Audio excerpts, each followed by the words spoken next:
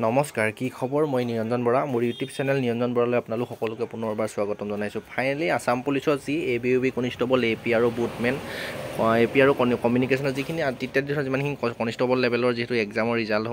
PET result আহিছিলে কাট অফটো অলপ হাই level গৈছিলে বহুতো কেণ্ডিডেট কমেণ্ট কৰিছে যে দাদা ছেকেণ্ড লিষ্ট লাগে মই যিহেতু ভিডিঅ' বনাইছোঁ কাট অফৰ ওপৰত হাই যোৱাৰ কাৰণ কিছুমানৰ ওপৰত ভিত্তি কৰি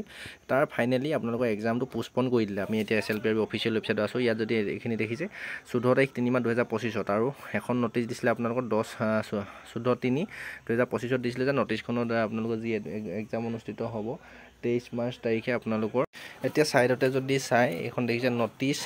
সেইকাৰণে পোষ্টপন অফ ৰাইট এণ্ড টেষ্ট আপুনি SLPRB অফিচিয়েল ৱেবছাইটটো খোলাৰ পিছত অকণমান ওপৰলৈ স্ক্ৰল কৰাৰ পিছত এই পোষ্টপন জেগাত যিটো নটিচ আছে সেই নটিচৰ জেগাত ক্লিক কৰি দিয়াৰ পিছতে এই PDFটো নিজৰ মোবাইল ফোনত ধুনীয়াকৈ ডাউনলোড হৈ যাব নটিচটো কি লিখা আছে আপোনালোকে চাই লওক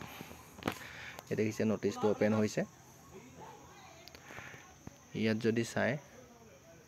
ইয়াত ধুনীয়াকৈ লিখিছে office of the chairman state level police recruitment board এইখন 16 তাৰিখ 3 মাহ 2025 আজি কিছু সময় আগতে আহিছে ভিডিঅ'টো অকণমান বনোৱা লেট হৈছে আপোনালোকে একো নাইব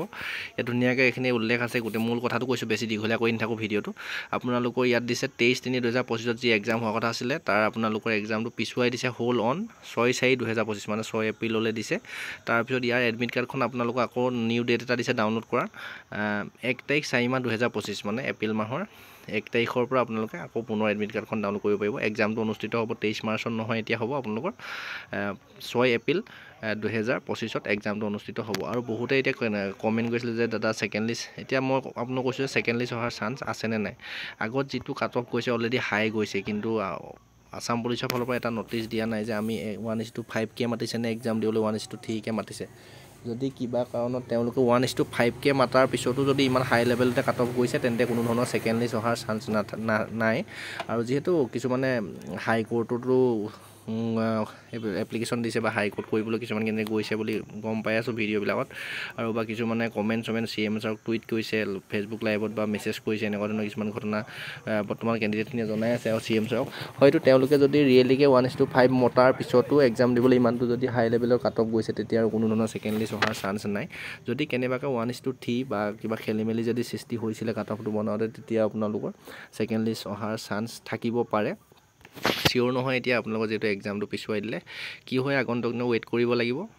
যি নটিচ আহে লগালগ ভিডিঅ' বনাই দিয়ে আপোনালোকে চেনেলটো ছাবস্ক্ৰাইব কৰি বেল আইকনটো প্ৰেছ কৰি অল কৰি থৈ দিব আৰু যিমান লগৰ বন্ধু বান্ধৱী আছিলে সকলোলৈকে ভিডিঅ'টো শ্বেয়াৰ কৰি দিব অকণমান আশাৰ বতৰা পুনৰ ঘূৰি অহা যেন লাগিছে